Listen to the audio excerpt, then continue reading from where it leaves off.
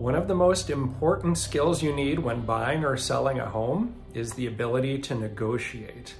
Ever wondered how FBI negotiators handle high-stakes situations? Imagine using those same techniques to get the best deal on your dream home. I'm Eric with Andersen Realty Group, and today we're diving into some negotiation techniques from Chris Voss, a former FBI hostage negotiator, and his book, Never Split the Difference, Negotiating as if your life depended on it. Understanding the psychology behind negotiation is crucial. Voss's insights are valuable not only for discussing offers with your agent, but also in everyday situations. We negotiate in almost every interaction we have every day of our lives. Chris Voss is a former FBI hostage negotiator who has spent years developing negotiation tactics in high-stakes situations. In his book, Never Split the Difference, Voss translates what he's learned into strategies that anyone can use. Today, we're applying his principles specifically to real estate negotiations. So if you're ready to master the art of real estate negotiations, let's get started. The first thing Voss does is talk about what he calls the new rules of negotiation. Traditional negotiation usually involves compromise, but Voss argues that compromise doesn't always lead to the best outcomes. When you're dealing with hostages, you either get the release or you don't. Getting back half the people isn't good.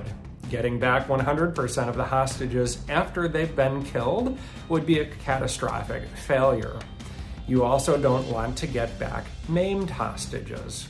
When it comes to getting back healthy, alive hostages who are fully intact, there can be no compromise. In real estate, this could mean settling for a price that isn't in your best interest or agreeing to unacceptable terms. If you need to move by July, agreeing to a closing date in November won't work. In his book, Voss begins with some psychological principles we can use to guide negotiations to our advantage. One of Voss's foundational techniques is mirroring. This involves repeating the last few words your counterpart has said. It's simple, but powerful. If you're a buyer and the seller says, "We need to sell quickly," you might respond, "Sell quickly?" This invites further conversation and helps build rapport, allowing the seller to explain the urgency behind their move. By building a foundation of trust and mutual understanding, you can get more information, which can lead to an open dialogue and better terms. Like mirroring, the practice of labeling helps build trust between the parties. The goal here is to identify and label the important emotional dynamics at work in a negotiation.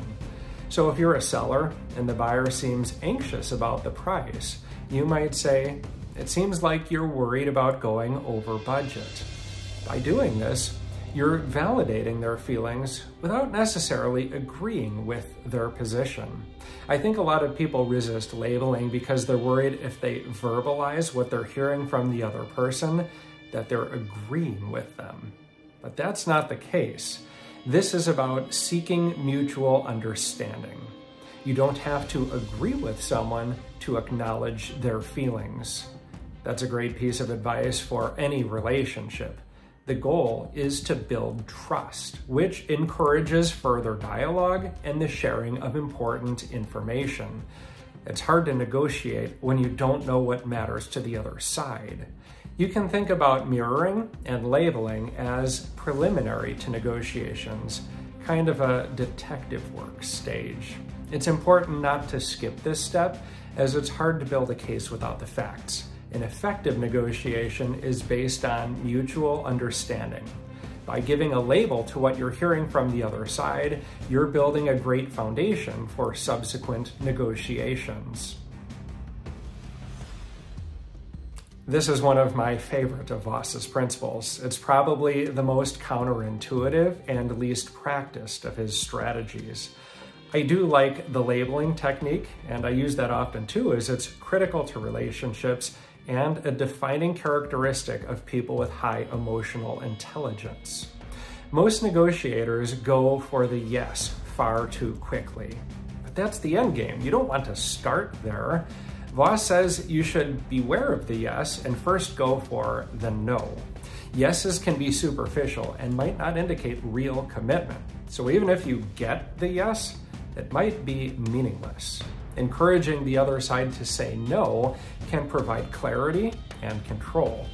Relationship experts say the relationship doesn't really begin until you have the first fight. Get the no's out of the way up front so you can get to the yeses. So let's say you ask a seller, would it be unreasonable to consider lowering the price? That might provoke a thoughtful no and lead to a more meaningful dialogue about pricing or maybe even broader goals. Going for the yes right away is a sign of an immature negotiator. Time is a key ingredient in negotiation, and patience will often give you an advantage. And don't resist giving the other side the feeling of control that a no provides. That back and forth is a critical element of successful negotiation. Bulldog negotiators who feel like they have to win every battle aren't effective. Your goal is to win the war. Giving the other side the opportunity to reject your suggestions can help set the stage for future, more meaningful yeses. Another key strategy Voss discusses is getting the other party to say, "That's right." These are the two magic words that will transform any negotiation. It signals agreement and understanding.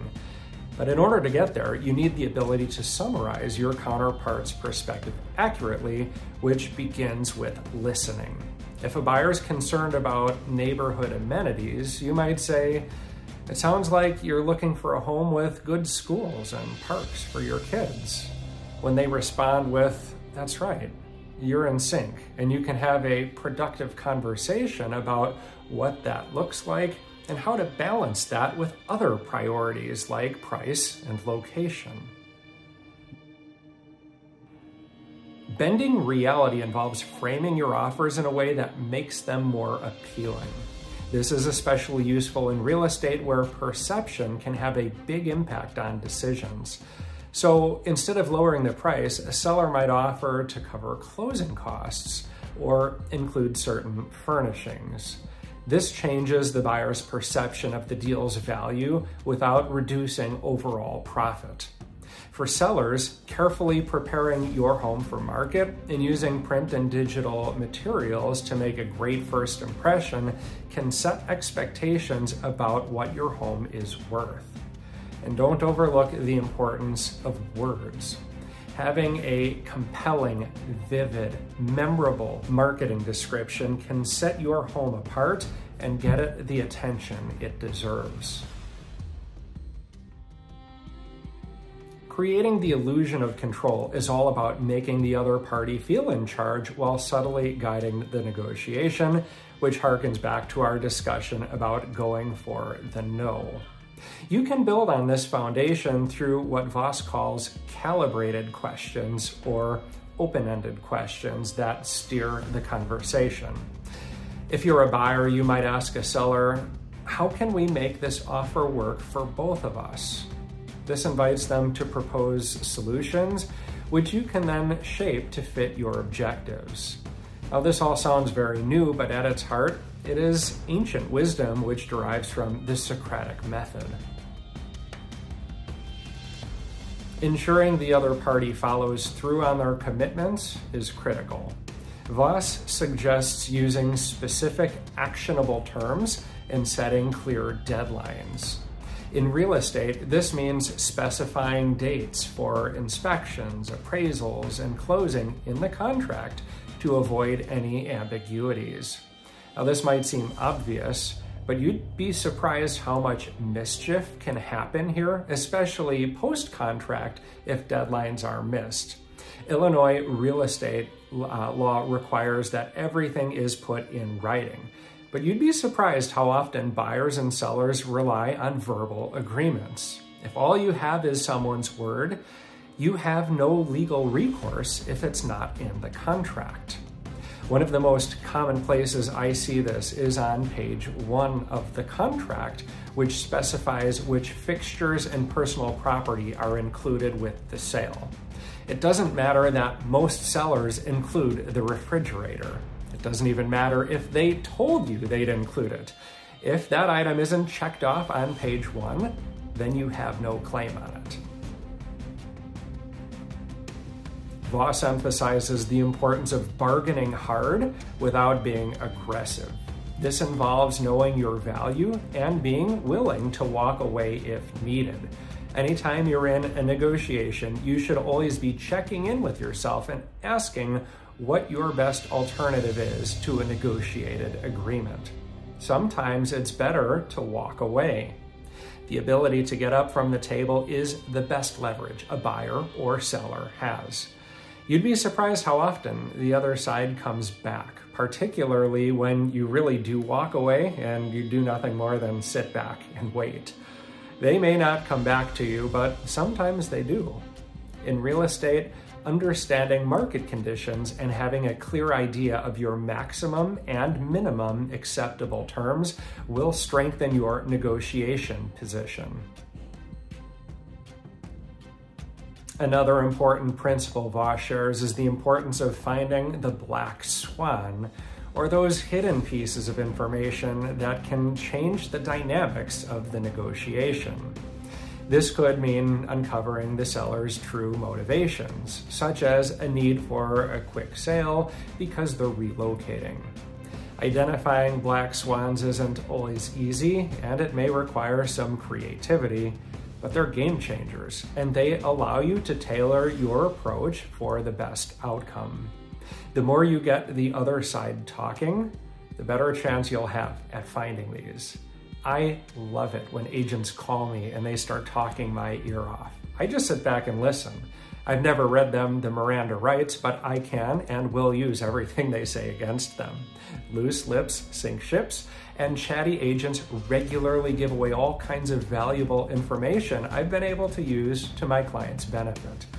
This may be the most important reason why it's a terrible idea for the seller or seller's agent to be present at showings. Unless you plan to stand there like a statue, which is rude, you're almost certainly going to give away important information. Let there be a little mystery. Your absence will help foster that. Plus, every stager will tell you the first rule of staging is depersonalization. The idea is you want the buyer to feel comfortable when they come to see your home. There's nothing more personal or off-putting for a buyer than for a pushy seller or seller's agent to be there at their showing. I have personally shown what would have been the perfect home for buyers, only for them to leave with a terrible impression that was created by a seller or their pushy representative. You want buyers to feel comfortable and at home in your house. Give them that opportunity by not showing up. Now for the fun part. Let's put everything together and see how these principles work when buying or selling a home. Imagine you're buying a home and the seller's firm on price. Start with mirroring and labeling to build rapport. You need to get this price because of the renovations you've done. This opens the door for them to explain their reasoning. Use calibrated questions to explore flexibility. What would make you consider a slightly lower offer? Bend their reality by offering certain conveniences to the seller that makes moving less stressful. For example, a flexible closing timeline or post-closing possession. Or offer higher earnest money to demonstrate how serious you are. These terms don't increase what you're paying for the home, but they do make your offer more valuable and can give you a competitive advantage over other buyers. I once had a seller agree to take my buyer's offer in a competitive situation because we were on top of everything. They had a fully underwritten pre-approval with a great lender, and we promised to have the inspection the very day after they accepted our offer. Our promptness and diligence sent a strong positive signal to the seller, and they went with our offer over some others for that reason. And best of all, those terms didn't cost my buyers any money. Most sellers want to maximize price and can use tactical empathy to understand the buyer's perspective. It seems like you're concerned about going over budget due to high interest rates and limited inventory. Get them to say, "That's right," by summarizing their concerns accurately and let them elaborate. Create the illusion of control by asking, "What would make this home more attractive to you?" Again, look for terms that might make the home more valuable to the buyer that don't affect your bottom line. I once had a seller who desperately wanted to get rid of his piano, but he had zero interest in moving it himself. When we found a buyer who was eager to have it, my seller was delighted. It was a win-win. The buyer got something they wanted, and the seller framed it as a concession when, frankly, the buyer was doing him a favor by letting him have it. Chris Voss's Never Split the Difference offers valuable insights for becoming a better negotiator, both in real estate and in real life. By understanding and applying his principles, you can negotiate complex situations with the best outcomes possible. As he says, it's not about splitting the difference, it's about negotiating as if your life depended on it. If you want an expert negotiator by your side for your next home purchase or sale in the western suburbs of Chicago, reach out to me anytime. Don't forget to like this video, subscribe to my channel, and turn on notifications for more tips. Have any questions or any great negotiation stories of your own?